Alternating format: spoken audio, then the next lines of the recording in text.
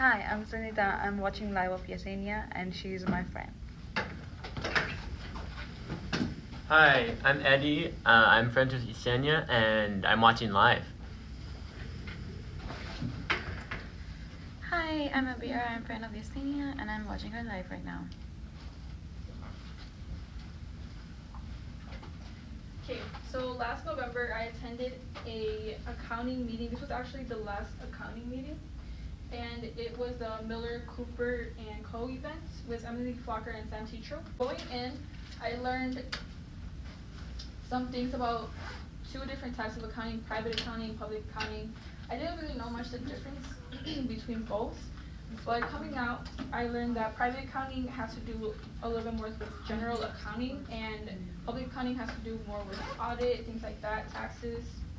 What they had discussed was that normally these large companies, what they look for a lot in students who are just starting out their careers in accounting is things like a GPA, usually 3.2 minimum or higher.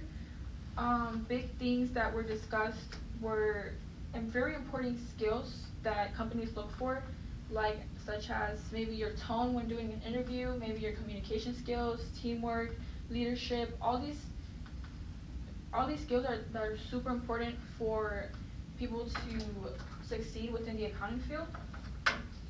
One big one that I've probably never heard of, that Sam Citro had mentioned, is that companies, specifically Miller and Cooper, they look for a big skill that's called professional curiosity. So what that pretty much means is when you always are questioning why this, why that, and with that comes the idea that you really want to learn, you want to indulge yourself more in the career, you want to know more every day, you want to get better, improve. I think that's a very important thing, even in life, even with my job now. I don't just want to be in the position that I am. I want to, grow bigger. I want to get promoted. And this wise, I noticed that it's so important. Like, you always ask questions, always ask. You always want to learn more, and that's even more important when you go out in life or in any aspect of your life to learn more. Another big question that was asked was, how does a lack of good training look like in real time? So they had mentioned a really good point that during the COVID time, a lot of employees starting out, they weren't really trained as effectively and as well for some of these accounting positions that they were taking on. And firms started to see the results of that, or the consequences, I guess you could say, later on in how these employees that were trained during COVID, they had to be, in a sense, more of like retrained, because obviously they lacked some efficiency. Some things weren't really concrete to them while they were being trained during a time of pandemic and closure. Sorry, not closure, but in a time where everyone was pretty much closed off to the world.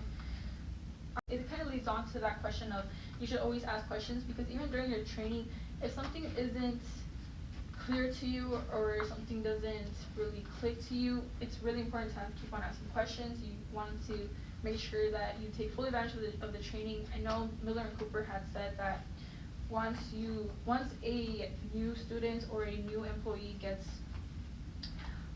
assigned a job, they do get assigned a kind of a shadow who is kind of holding their hand along during their training and helping them kind of learn more.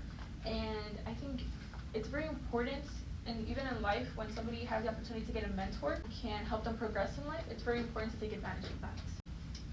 Also, one last piece of information I wanted to go over was the idea that CPAs will be on the decline within the next decade. I know that Sam Citro had mentioned this a bit, that there will be a lot of CPAs who will retire. There's a lot of CPAs who are at the retirement age now. I did some research on this, and I did find some evidence that about 33%, that there was a 33% drop of CPAs who were in line to take the CPA exam between 2016 and 2021.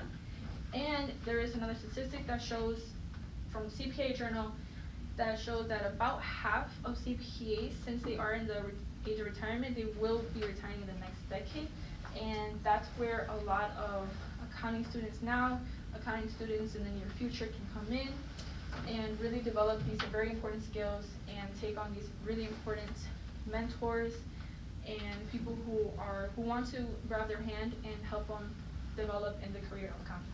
Thank you.